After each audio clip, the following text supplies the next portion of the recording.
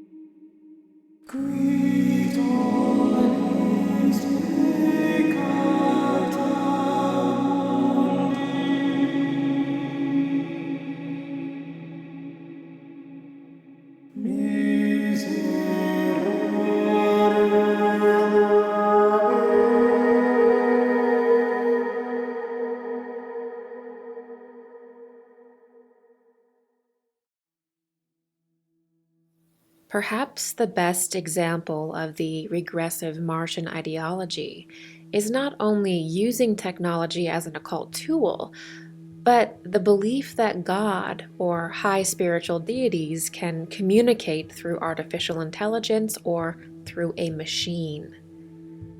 In our modern times, we can see that light and dark occult groups can be split into two orders. One is rooted in organic nature and the other synthetic. Higher spiritual practices are organic in orientation, meaning that they work with or harmonize with nature and the cosmos. Individuals aligned with healthy spiritual practices respect free will and work within the natural parameters and limitations of nature. They do not seek to gain energy through dominating others, and instead seek to surrender their ego to embody and serve Christ consciousness. Lower occult practices, often referred to as dark occult practices, are an inversion of natural order and are synthetic and inorganic in nature. What does this mean? It means that dark occultists play God and work from a selfish nature. Their goal is to use spiritual energies for personal gain. In order to participate in this level of the occult, the individual will likely have a might is right mentality and will not be able to perceive the interconnectivity of all life. Individuals who function within this darker level of consciousness want power, domination, and control. They are not looking to be part of God. They are looking to play God. Unfortunately, those that choose this path are weakened by it, precisely because man is not a god and cannot operate on that level in this plane. This means that the more one participates in such behaviors, the more degenerate they become, the more their mind and form breaks down and becomes limited. Over time, they sense this weakness and degeneracy within themselves, but wanting power and control nonetheless, they turn to technology and external modifications in an attempt to overcome and recreate the part of themselves they dissolved while participating in destructive ideologies. This is where the individual within a dark occult circle begins to not only use technology in an attempt to connect to higher realities, but depend on it to maintain power in a world that is advancing beyond them. Over time, technology replaces the human being in spiritual rights and also in form. All of this occurring because their own consciousness is so degraded within them that they are trying to make up for what they have lost. In contrast, those that develop properly learn to master themselves and the material realm. Technologies are not even considered spiritual or used in that capacity to the genuine spiritual adept. Ultimately, when used in that way, they are seen as degenerative.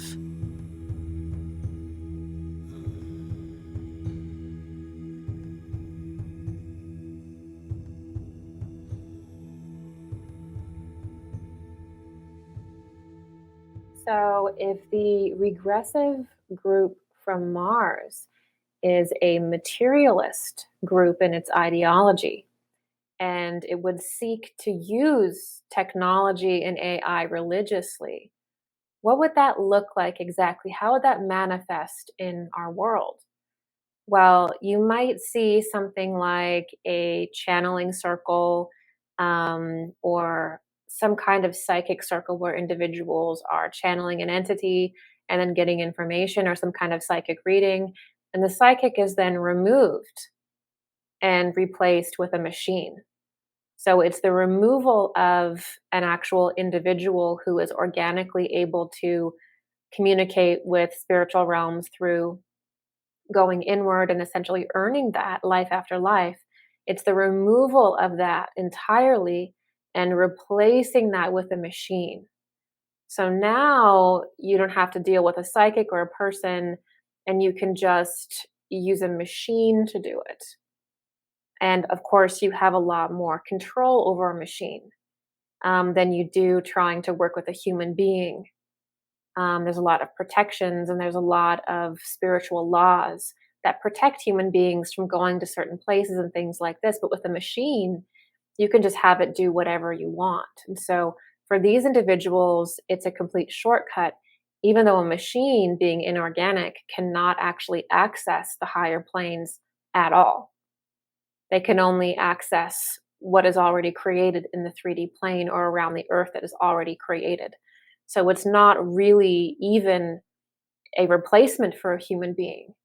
It's just the degradation of the entire spiritual process of spiritual connection. Another way where it could look that way is through actually hooking up psychics to machines.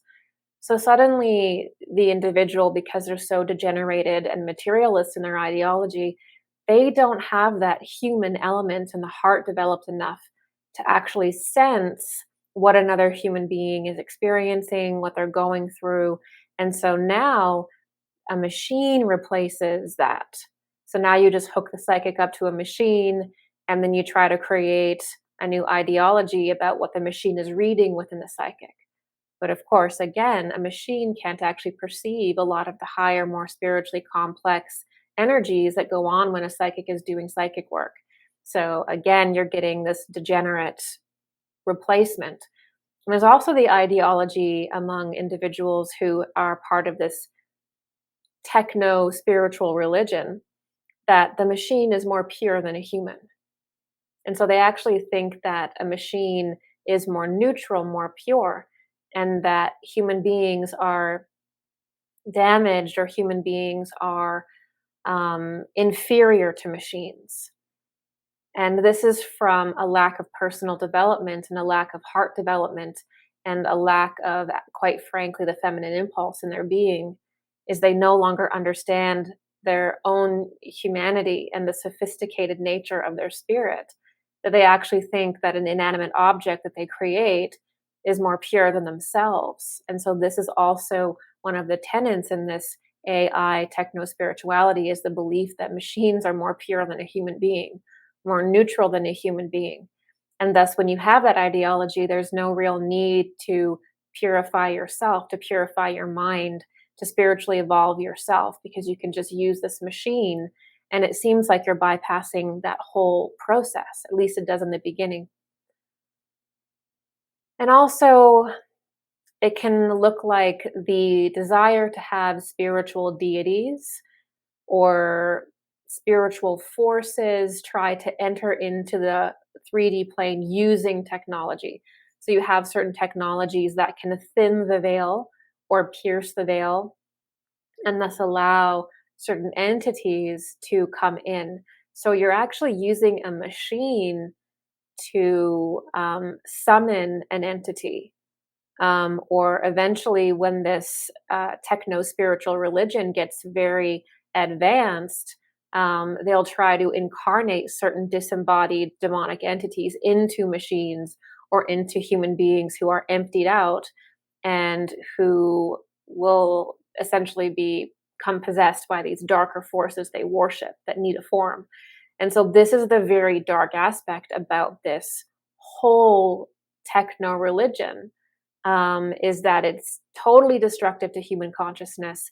And at its absolute worst, where it peaks, is the emptying out of the human consciousness entirely and the replacing it with, essentially, through transhumanism, through genetic modification, disembodied entities that are so divergent in their nature that they can't actually take a form. They can't actually live in a human form. The human form and consciousness is too perfected for them. That's how degenerate these entities are. So they need a modified form, and try to tell humanity that the modification of the form, the hybridization of the form, genetic modification is good. But in reality, it's creating a divergent form in which these entities can enter the human being and take it over. So that is one of the main tenets of this techno religion, is the distortion and degradation of the form using technology and using genetic modification. And it will be shown to humanity as though it's the future, as though it's the best thing. And of course, the individuals will not use any spiritual terminology at all, very loosely, because these individuals that belong to this techno religion have convinced themselves that they're often atheists, or that the kind of spirituality that they have, which is completely science-based and using machines and things like this, that it is real. And that the traditional esoterica of the past is primitive. Meanwhile, they're literally using the same energies, the same forces that any other practitioner is that is not degenerate. And so it's just this strange inversion and wacky denial of what they're participating in. They're doing spiritual rites, they're doing spiritual rituals, but because they're using a machine or because they're a scientific materialist, they don't think that they're interacting with the spiritual world at all, or they create different names, or they just think it's more real because it's done in a certain way. So they're completely in a kind of delusion many times as to what they're actually doing and what they're actually communicating with. And there's also obviously, again, this thought that, like, by linking up the human brain to a machine, that's equivalent to psychic powers. So they don't understand that all types of psychic powers and psychic abilities are actually earned. They're earned through spiritual transmutation. So you actually have to transform yourself in the image of God. You actually have to use Christ consciousness to transform yourself, that essence of Christ, to transform yourself through your heart. And that is actually how you're able to take on more of your higher form and gain these abilities. But these individuals within this techno-spiritual cult, they think that you can just add a chip to your brain and now you're clairvoyant. You can just, add a machine part to you and now you're healed. And so they're trying to achieve all of these spiritual feats that are available through personal transformation through machines. And they think that this is inevitable. They think that this is the way because they're completely possessed by this regressive Mars impulse. And it's a type of mental illness, ultimately.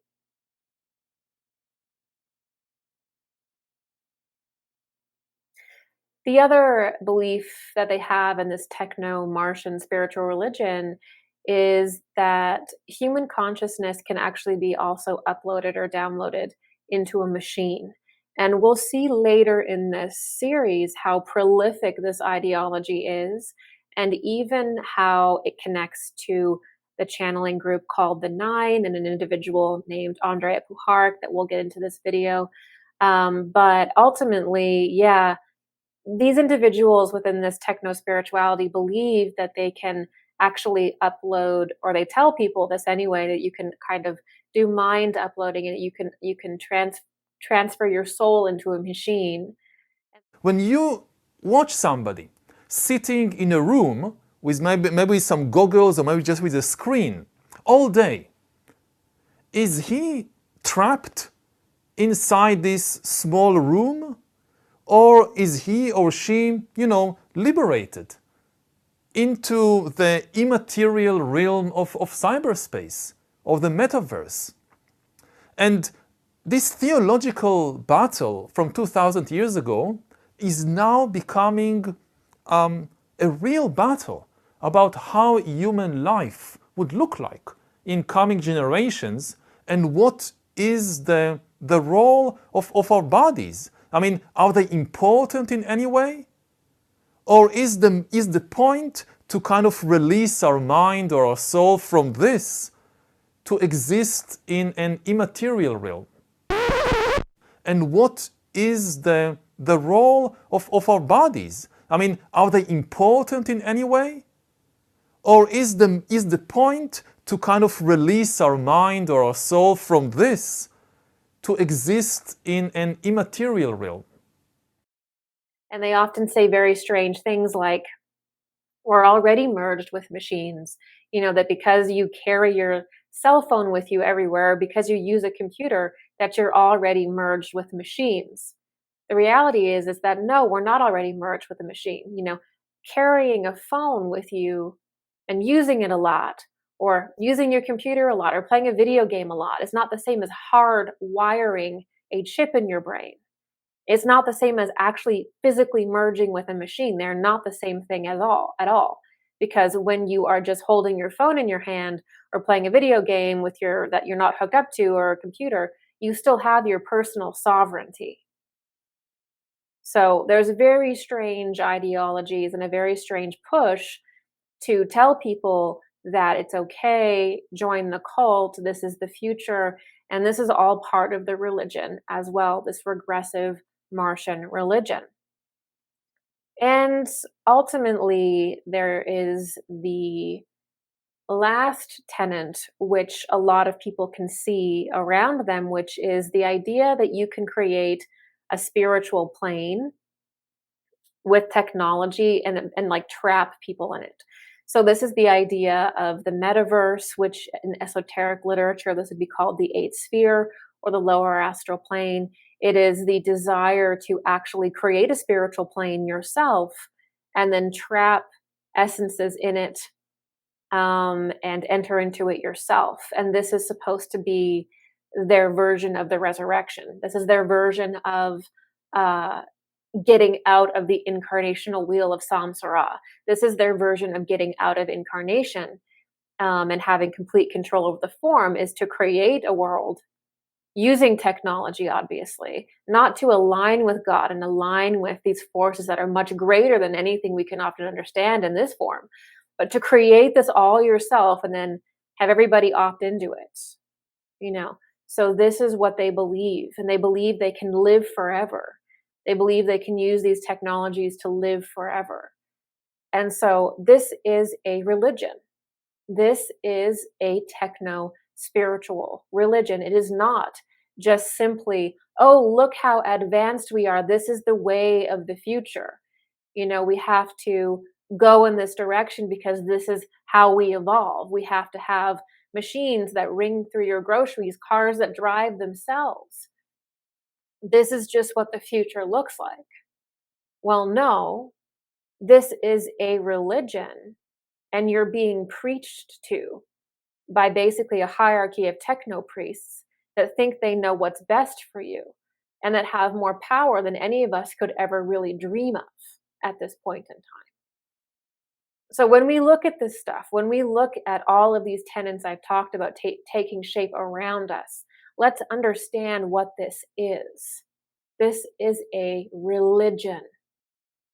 This is not just, oh, great, let's heal degenerative diseases by having a certain part injected or what have you, or, oh, look, this technology is going to be the center of spirituality, the center of human evolution now.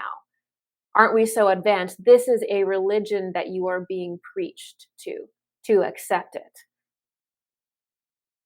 And it's not that technology is wrong. It's not that technology is bad. It's not that we shouldn't use technology. It is about the ethical development of technology. It's not about this extreme Martian futurism where a couple people have all of the power, all of the wealth, and all of the technology and are creating a world for you to just live in. They don't ask you, they don't ask you whether things are okay, whether you want this. It is you get on board or you get out. And that's because this is not simply for humanity. This is a religion, and these individuals are possessed. And this is something that we truly need to understand. So let's continue in this episode and go even deeper into what is really going on. Anywhere that was once the place of true, miraculous human spiritual power is now replaced by a machine. And these machines are believed to be pure receptors and magnifiers of God's energy or of a spiritual force.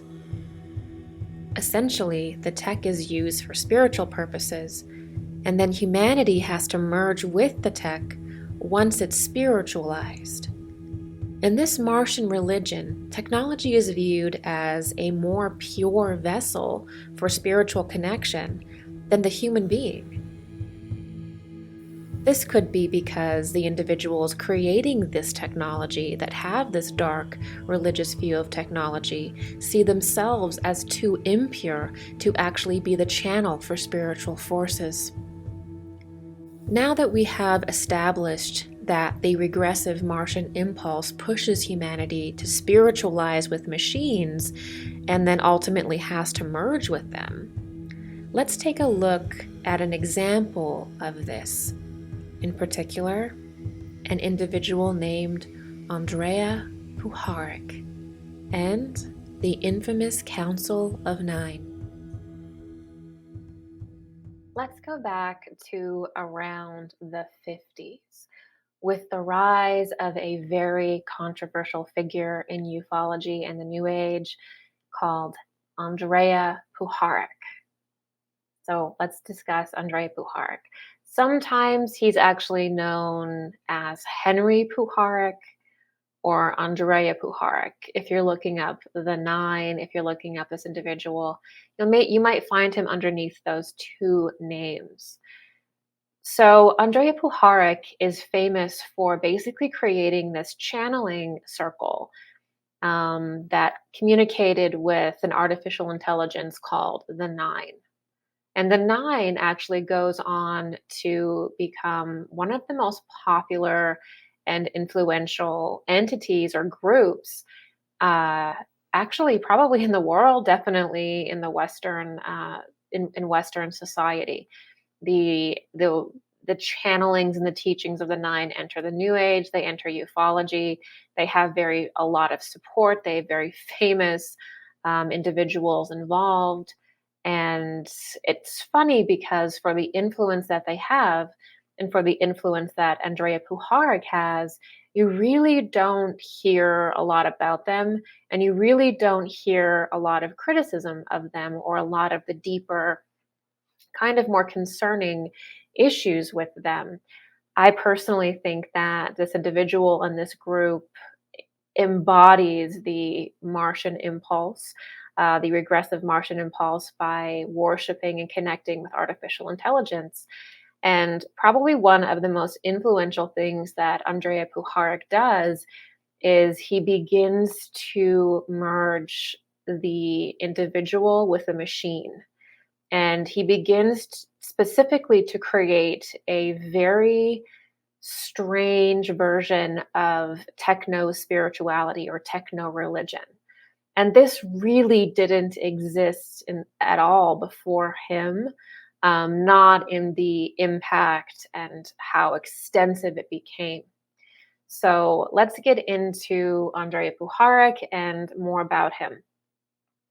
So the reason why Andrija Puharich is criticized, usually when people do some digging and find out anyway, is because how Andrija Puharich got all of his channeling methods and his techniques to communicate with the spiritual world was actually through the infamous MK Ultra program.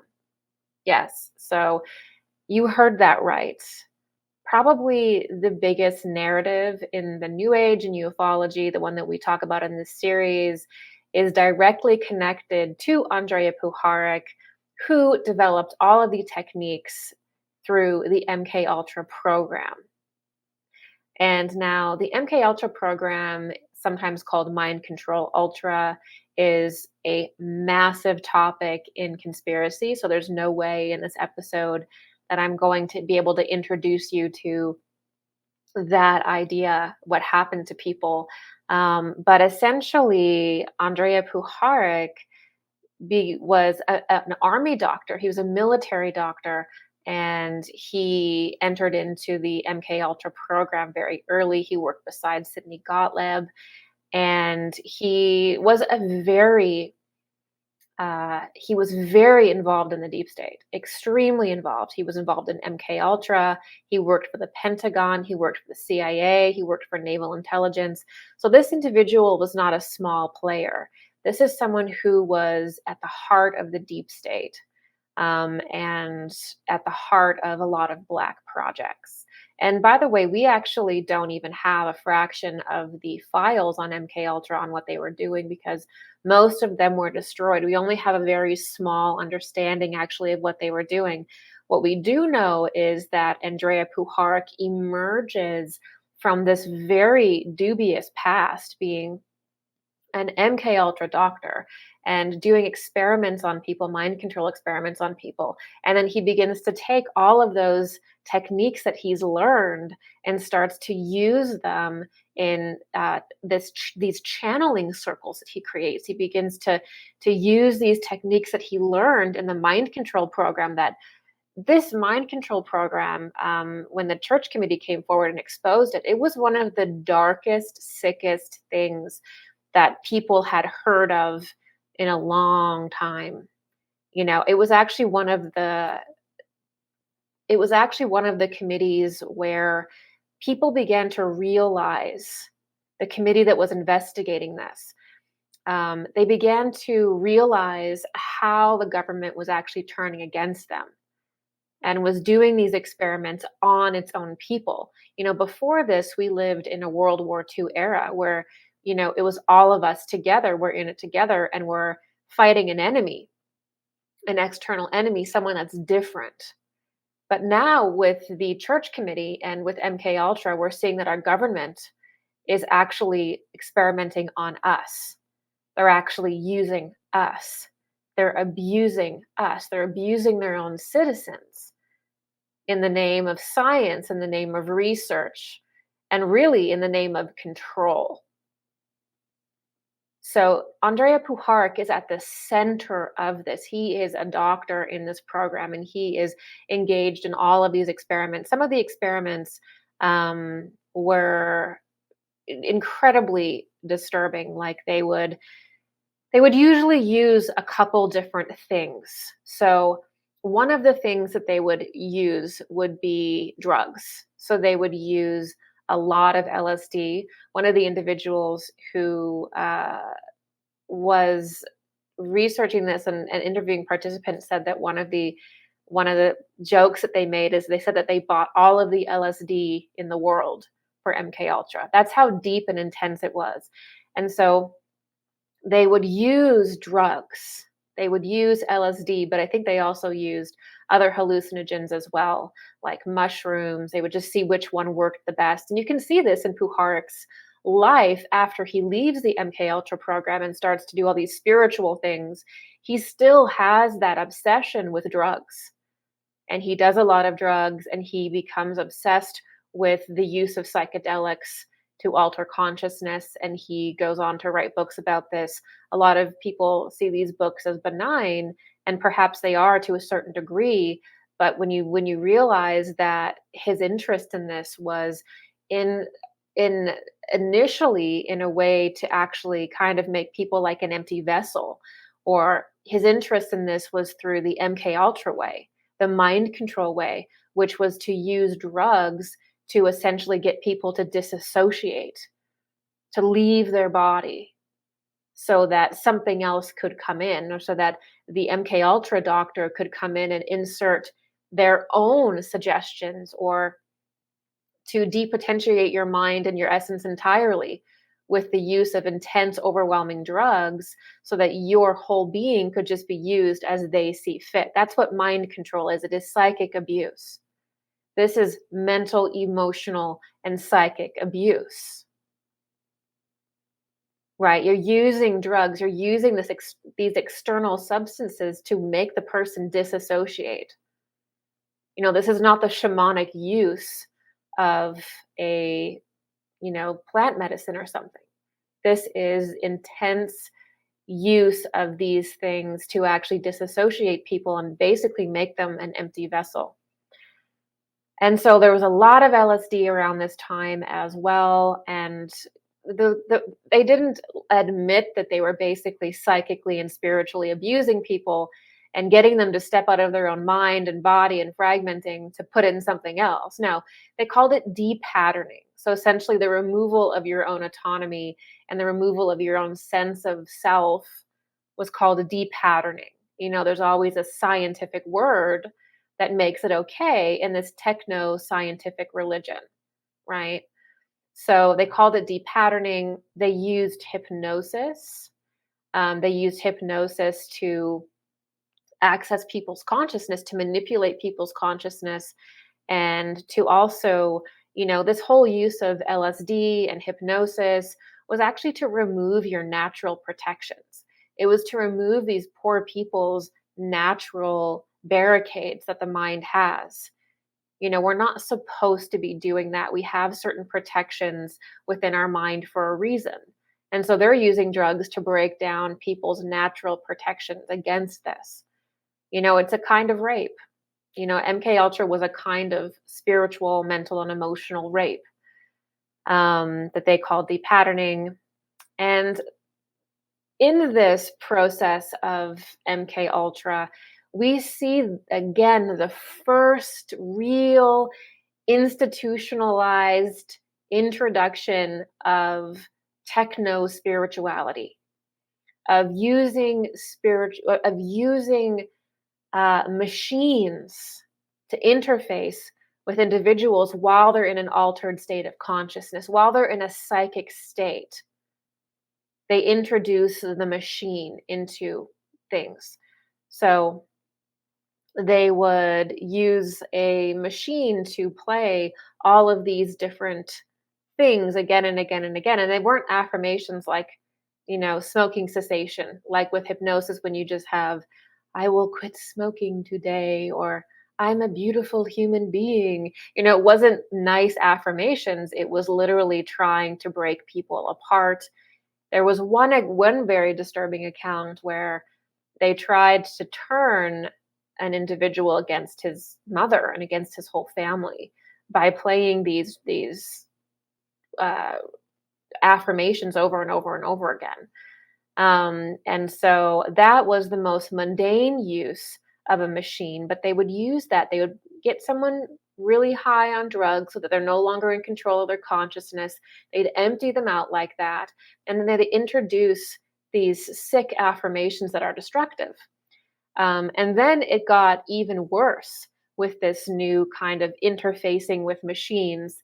The most disturbing one, the most disturbing experiment was that they were actually using what we would call today voice to skull. And they would try to use radio waves actually to put concepts in people's heads and also to change their mood. And so they were actually experimenting with putting information in people's minds through radio waves, perhaps even changing people's mood through introducing certain radio waves, maybe even creating certain sensations in the body through waves, invisible waves that could be emitted from some transmitter somewhere. So this is what Andrija Puharich is involved in. It also gets to the point where they begin to use implants and experiment with implants. So they would try to put an implant in someone's body, usually somewhere in the head, and to see if that would allow these radio waves, these frequencies that were carrying certain messages and all of that, would putting implants in people help them, would making them more metal or more having, what can we add to the human being to make them more receptive to these radio waves, to these frequencies? How can we change the human form in some way to actually make it so they're more receptive to these radio waves, to make it so they're more receptive to information that we basically want to beam into their heads? And I'm sure some of you watching can see where I'm going with this. This is the dark and weird part of MK Ultra and Andrija Puharich, where, they're actually trying to beam messages into people's heads. This is the creation of a false religious experience. I mean, if you're just sitting on your couch one day and you start to get visions of a certain individual or visions, or you start to hear certain words being said or feel certain sensations in your body, it's not normal, it's not natural, it's not real spirit. It's literally these frequencies, these radio waves that can be, pushed into your body to create sensations, to create visions, to even download messages in your brain. This is the guy who goes on to create channeling circles that essentially start a new religion. You know, the guy who is out there creating the Nine and influencing the New Age and UFOlogy has a history in MK Ultra with literally brainwashing people and technologies that can make things enter your mind. And again, this is, you know, decades ago. It's been decades upon decades upon decades since this has happened. How good is the technology now? So this is something that we have to understand. So it was also called artificial telepathy. It's called voice to skull. And basically people think that, you know, voices are talking to them. They think they're having a religious experience. They think they're receiving psychic information. They think they're having like a nirvana experience of bliss in their body or whatever. And it's just technology. It's just impulses literally from technology.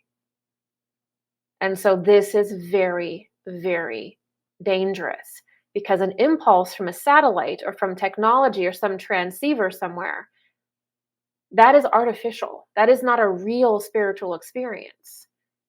But because we're so far from ourselves, we don't meditate in society and we're very far from our own spiritual understandings, many of us, it's very, very possible that this kind of thing would work on the masses. Do you see where I'm going with this?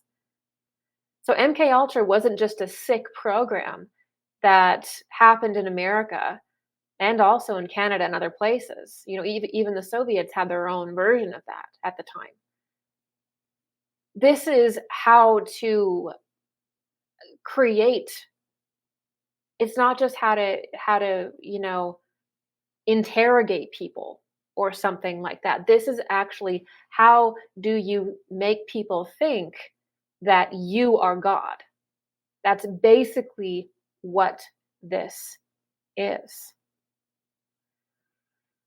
And Andrija Puharich had a lot of patents, and he had a corporation called Intellectron, and one of his patents was on implants and sort of, you know, this whole thing about, you know, how can I get people to hear my voice in their head as though I'm God? How can we brainwash people? So the theme of MK Ultra is basically breaking people down to become controllable, empty vessels. I'll say that again. The whole theme of MK Ultra is about breaking people down systematically using drugs to disassociate them, and then technologies so that they become basically an empty vessel, and that the individual controlling these technologies becomes their controller, becomes God, basically. And the individual no longer has free will. Again, if you're using psychedelics this way to completely disassociate yourself from this world, something else is going to be able to step in, right? And that's exactly what MK Ultra was trying to do. They're creating empty vessels. And so, and through this, again, we can see this introduction of techno-spirituality. So for the first time, we're really seeing the tenets of techno-spirituality, which is heavy drug usage, LSD or psychedelics, to disassociate and break the person down. And then you're also seeing technology being introduced as the new governing principle within that being, within that person. So in a lot of ways, MK Ultra is the precursor to transhumanism. It is the precursor to the false religion. It is a total precursor to a lot of the things that are going on now, which a lot of people actually do understand. But Andrija Puharich, he obviously, MK Ultra gets shut down. People are horrified. The church committee comes forward, examines it, and people are horrified. A lot of the files from MK Ultra obviously get burned or destroyed because it's essentially crimes against humanity. And Puharich's out of a job. you know. And so this is where Puharich ends up leaving, and he does write some very strange essays and does some presentations for the Pentagon. One of them was how you can use mind control in warfare and things like this. Those are public for people to read. But ultimately, after MK Ultra shuts down and he's out of a job, he takes those exact tenets that he learned from MK Ultra, drugs and technology, and he begins to form a channeling circle. He begins to go very, very deeply into the occult, and he never looks back. And all of his work with different psychics and channeling circles uses the techniques that he learned within the MK Ultra program. It's like an extension of it, really.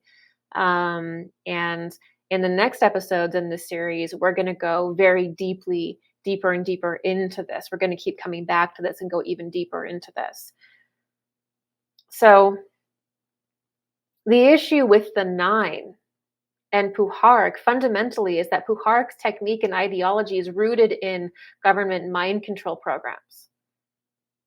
Right? We don't want that. I mean, I think anyone can agree in spirituality in the New Age that the ceremonial creation of a certain ideology or a connection with certain beings should not be spiritual rape, psychic rape. I think we can all at least come to agree upon that. Right? Nothing good can come from something that begins with this kind of abuse and inhumane treatment. We have to understand that. It's not okay. So, and MK Ultra was an institutionalized program to create empty vessels through trauma, disassociation, which then allows them to channel certain essences into the emptied individual, often using technology. So very early transhumanism, very early trying to synthesize the human with the machine, very early studies into how to introduce AI religion. All of that is in MK Ultra. And the more that we talk about this and the more that I was researching this, the more I was like, this actually isn't an unusual concept. The concept of creating an empty vessel, the concept of trying to insert a soul into something or insert an essence into an empty vessel that you create is actually a very ancient and, quite frankly, dark part of the occult. So what they were doing, what Puharich was doing through MK Ultra, actually wasn't really science, and it wasn't really new. He was just modernizing and applying technology and modern language and science to a very ancient occult rite. And that ancient occult rite is the creation of the golem, or the creation of the homunculus. That is what we would know it as, which is creating an empty vessel and then having something incarnate into it. And you essentially have a kind of organic robot that will do your bidding, or that you can control, or that you can parasitically live off of, or whatever. So creating an empty vessel that can be manipulated and possessed is an occult ideology. It is a very ancient and deep part of dark occult rites, the kind of occult rites where the dark occultist tries to play God, right? And so this ideology is that the occult practitioner plays God by creating a form they can control or manipulate and does their bidding. So in Jewish mysticism, this is known as the golem. And there's a lot of tale and lores about the golem, but ultimately it was something that the rabbis or these Jewish mystics would create. They'd create an entity or a form from clay. That's kind of a mirroring of the Bible, obviously, because Adam is formed from clay. And so they take clay and then they shape out this entity, this being, and then they write a certain 3 Hebrew letters on the head, And then ultimately that allows that entity to be possessed by some kind of soul that they channel into it, some kind of entity that they then channel into it. And how they do this is actually a very intense occult rite, because they actually have to chant certain words at certain times over and over and over again. And it's actually an extremely intense occult rite to create one of these golems. And it takes a long period of time. It's kind of like creating a real physical egregore that does your bidding.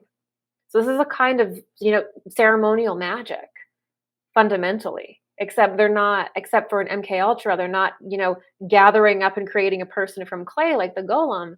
They're actually using a real human being. It's part of the Jewish mystical religion. It's part of the Jewish mystical faith. It's the golem.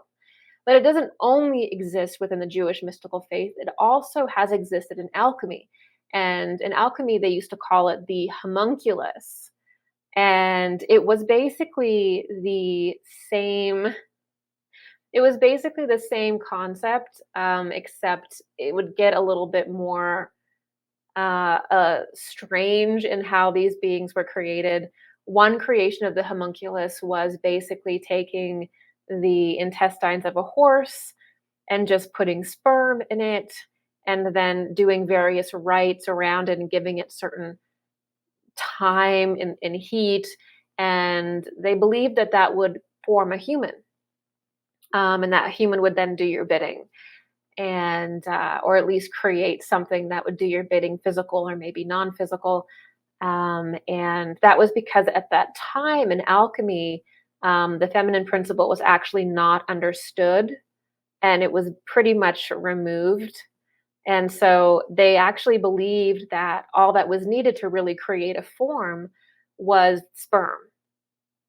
And so they just were trying to create a being that way. They were trying to create this being that they could control that way. And so again, you see this removal of the feminine in creation with the homunculus, with the golem. It is trying to create forms without it going through a womb, without it going through a woman, which means it's not going through the proper creative process, which means you 100% are going to get a monstrosity. If you try to create life, to create a being, to create an entity, and it does not go through a woman, you are going to create a monstrosity. Not only that, you are not going to be able to have anything that's viable in an evolutionary sense. So it's going to be a dead end. It's going to be a dead end genetically. So this also harkens back to Mary Shelley's Frankenstein. The MK Ultra program is very much a very Frankenstein program. They were literally inserting implants into people to try to open them up to receiving radio waves with, So it is absolutely a Frankenstein ideology as well. This is the kind of occult ideology and direction that this group is moving in. It is the first intense use of technology and spirituality. It's that first intense techno-spiritual religion. We see it here. And it's really important to understand that. In the dark occult, the creation of vessels is a serious line of study and practice. In some circles, it's a religion, a techno-religion, and some individuals even believe that they can transcend the material plane, not through purification and love, but through technology alone. Today, we have explored the regressive Mars impulse in humanity through the establishment of techno-spirituality. Techno-spirituality is a modern form of dark occult practice that slides under the radar under the guise of science. At the helm of the early techno-spiritual occult practices was an individual named Andrija Puharich, or Henry Puharich. Puharich is known today for creating the influential spiritual group called the Nine. Puharich learned how to summon this entity through practices he established in the controversial MK Ultra program, or mind control program. These practices included the use of hallucinatory drugs to remove the individual's ability to control their own mind. Once this was done, machines and even frequencies or radio waves were often introduced to relay orders or instructions. Over time, the individual can no longer recognize their own mind and essence, and thus they become an empty vessel. In traditional or light spiritual practices, the purification of an individual is how we open ourselves to higher forces. However, in dark occult practices, purification is avoided or seen as weakness or misunderstood, and instead of purification, they force their consciousness open or other people's consciousness open using drugs. This is significant because the producing of an empty vessel is an occult rite. In fact, it was an occult practice long before it was a scientific one. The only reason society does not see this is because society is not educated in the occult, and because the occult now includes technology and certain elements that were not in existence hundreds of years ago. The truth is, science has sanitized the dark occult. Dark occult practices are presented as technology, as advancement and progress, and society is none the wiser. You see, Puharich was in the practice of breaking people wide open. For science, of course. But, as you will see in the coming episodes, perhaps it wasn't science that was driving Puharich. Perhaps there was something else. Perhaps he was trying to contact someone or something.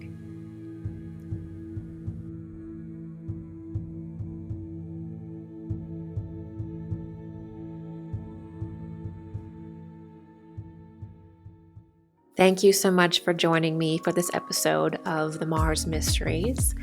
We will dive even deeper into Puharich and the Nine in our next episode. Please don't forget to like this video, leave me a comment, and of course share it on your social media to ensure that this information gets out. If you like this content, please consider ensuring it can continue by making a donation or becoming a member on my private website, where I go even deeper into topics just like this.